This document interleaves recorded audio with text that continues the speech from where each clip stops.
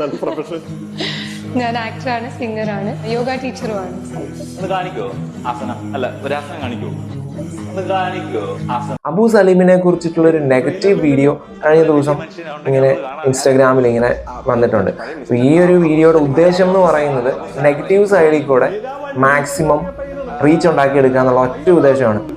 ഇതിനകത്ത് മനസ്സിലാക്കേണ്ട ഒരു കാര്യം, ആ വീഡിയോയെ നെഗറ്റീവായിട്ട് തന്നെ പബ്ലിഷ് ചെയ്തിട്ടുള്ളത് അവർ തന്നെയാണ്. അവർ നെഗറ്റീവ് സൈഡിൽ കൂടെ മാക്സിമം റീച്ച് ഉണ്ടാക്കിയെടുക്കാനായിട്ട് ശ്രമിക്കുന്നതിൻ്റെ ഒരു സൈക്കോളജിക്കൽ മൂവാണ്. അത് മനസ്സിലാക്കാതെ കൊണ്ട് കുറേ അധികം ആൾക്കാർ അബു സലീമിനെ അങ്ങനെ പറഞ്ഞു, അബു സലീമിനെ ഇങ്ങനെ പറഞ്ഞു എന്നൊക്കെ പറഞ്ഞിട്ട് പോയിരുന്നുകൊണ്ട് റിയാക്ഷൻ ആയിട്ടൊക്കെ കമൻറ്റ് ചെയ്യുന്നുണ്ട്. അപ്പോൾ അതുകൊണ്ട് തന്നെ ഇത്തരമാണ് വീഡിയോകളൊക്കെ എടുത്ത് പൊക്കി പിടിച്ചുകൊണ്ട് നടക്കാതെ കൊണ്ട് അത് മാക്സിമം അവോയ്ഡ് ചെയ്യുക എന്നുള്ളതാണ് എനിക്ക് പറയാനുള്ളത്. സോ അബു സലീമിൻ്റെ ഫാൻസ് അല്ലെങ്കിൽ അബു സലീമിനെ ഇഷ്ടപ്പെടുന്ന ആൾക്കാരെല്ലാവരും പോയിട്ട് ഇവരുടെ ചാനലിലേക്ക് പോയിട്ട് ഇവരെ പൊങ്കാലയിടും.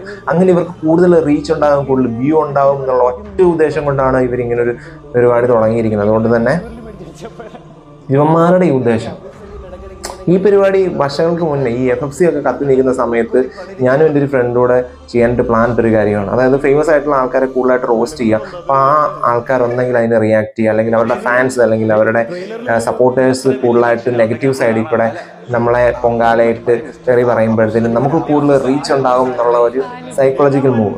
ആ ഒരു മെത്തേഡ് ഇപ്പോൾ 2024 കൊണ്ടുവന്ന് കഴിഞ്ഞാൽ മനസ്സിലാകത്തില്ലെന്ന് വിചാരിച്ചു. So avoid that stupid videos.